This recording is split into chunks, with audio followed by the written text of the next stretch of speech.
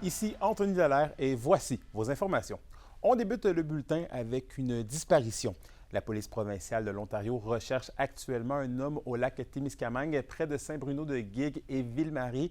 L'individu prénommé Georges et âgé de 89 ans a été vu pour la dernière fois samedi soir vers 20h30 à sa résidence de North Cobalt avec un bateau et une remorque qui ont d'ailleurs été récupérés. Il mesure 5 pieds 7 pouces, est de type mince, a les cheveux gris et porte une chemise à carreaux et des pantalons courts. La Sûreté du Québec avait porté assistance aux opérations de la police provinciale de l'Ontario de samedi jusqu'à ce midi, notamment par la mise en place d'un poste de commandement à Ville-Marie.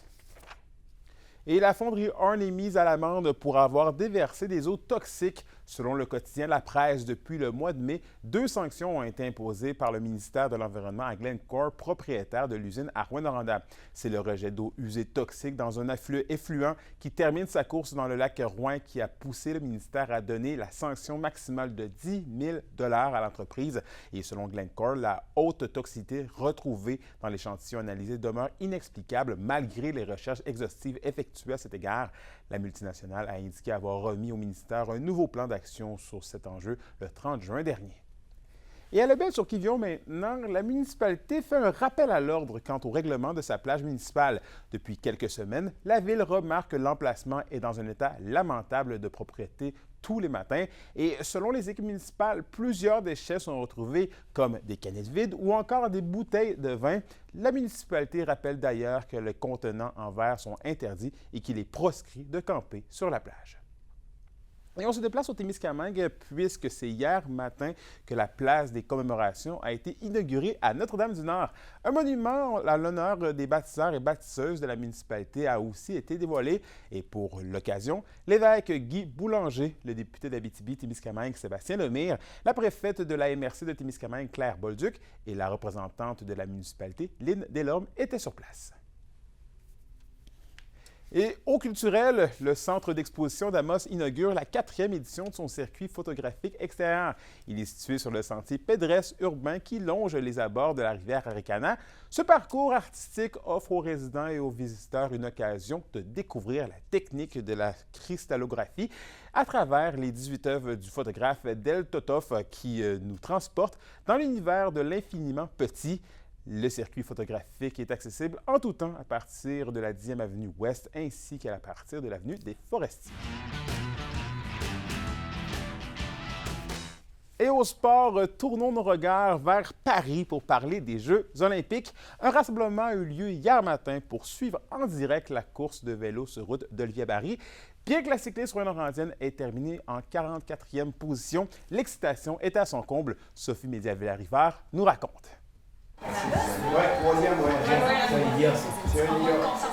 À plusieurs milliers de kilomètres de Paris, des partisans de la cycliste rouyn-norandienne Olivia Barry se sont rassemblés pour vivre l'épreuve sur route ensemble dimanche matin.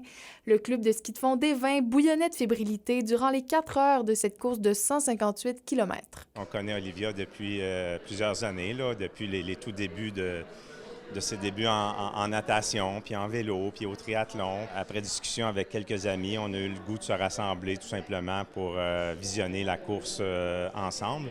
Comme c'est une course qui est très longue, bien, ça donne l'occasion aussi de se retrouver, puis d'échanger, puis de discuter de toutes sortes de choses, tout en jetant un coup d'œil à la course. Une vingtaine de personnes étaient présentes, dont plusieurs membres de l'entourage de l'athlète de 26 ans. C'est important pour nous autres de vivre cette expérience-là en gang. Puis aussi de savoir, hein, Olivia sait qu'on est tous ici aujourd'hui, fait que je pense qu'elle a bien reçu l'énergie, sa famille aussi. Je pense que c'est un moment dont on va se souvenir longtemps. C'est un exploit en soi là, pour une athlète de Rouyn-Noranda comme Olivia Barry, entre autres, de s'être rendue aux Olympiques. C'est une petite fille qu'on a vu progresser à travers les années. Comme la plupart des Barry, surtout moi, là, peu importe l'activité, si le vélo est impliqué, j'embarque. C'est pour ça, là, ça, je le suis vraiment. On souhaite le meilleur. Peu importe ce qui arrivera, on sera toujours très, très fiers d'Olivia. La cycliste a finalement terminé en 44e position. Et même si les personnes présentes auraient souhaité voir Olivia sur le podium ou plus haut dans le classement, c'est avant tout une immense fierté de l'avoir évolué à un niveau olympique. Très, très fier. Ça ne change pas. Alors, comme j'avais dit à Olivia plusieurs fois, j'ai roulé avec elle. J'ai dit, tu as une chose à faire, amuse-toi. Et plus tôt dans les Jeux, Olivia Barry avait terminé en 20e position à l'épreuve de contre-la-montre individuelle. Sa saison n'est pas encore terminée puisqu'elle participera au Tour de France féminin qui débutera dès le 12 août et ensuite au Championnat du monde. Sophie Médiaville-Rivard, RNC Nouvelles, à Évin. Et on poursuit en hockey puisque les Forestiers d'Amos amorceront demain leur camp d'entraînement en vue de leur saison 2024. Une cinquantaine de hockeyeurs participeront au camp dans le but de prouver leur savoir-faire à leur nouvel entraîneur Jean-Daniel Charron. Des matchs intra-équipe seront notamment disputés cette semaine dans le but de permettre aux joueurs d'apprendre à mieux se connaître. Et rappelons que les Forestiers amorceront leur saison le 6 septembre prochain avec la visite des Estacades de Trois-Rivières. Mardi, mercredi, jeudi, on a des matchs intra les 3 soirs puis des pratiques dans le jour et d'autres activités diverses hors glace. C'est quand même un horaire bien chargé. Ça va nous permettre de vraiment apprendre à connaître les gars puis à voir comment ils sont. Là. On quitte le hockey, mais on reste sur nos patinoires puisque la municipalité de Launay ajoutera un dôme à sa patinoire extérieure à compter de l'hiver prochain. Le projet de près de 768 000 $ qui est financé majoritairement par le programme de l'ATEC verra sa construction s'entamer cet automne par la compagnie de construction UB.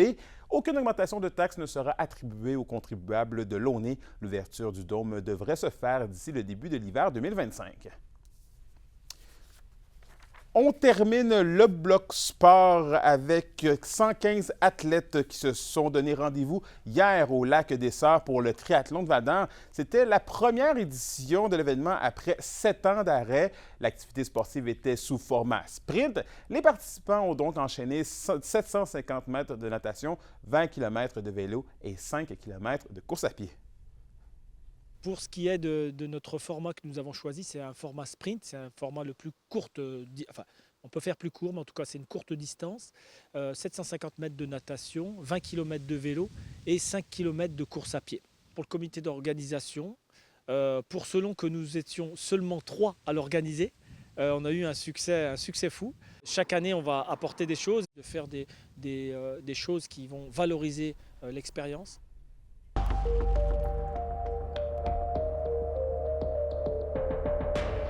À la météo de l'Abitibi-Témiscamingue pour ce soir et cette nuit, c'est partiellement nuageux pour tous les secteurs avec un minimum de 9 degrés Celsius pour l'Abitibi et de 11 degrés pour le Témiscamingue. Pour la journée de demain, on s'attend à une alternance de soleil et de nuages et un peu de brouillard en matinée pour tous les secteurs. Pour ce qui est des maximums, les compteurs devraient afficher des températures de 23 degrés Celsius et en aperçu pour la journée de mercredi, c'est du soleil avec un maximum de 25 degrés. Et voilà, c'était vos informations régionales. Merci encore une fois d'avoir été des nôtres ce soir. Nous, on se retrouve à demain pour la suite des choses. D'ici là, prenez soin de vous.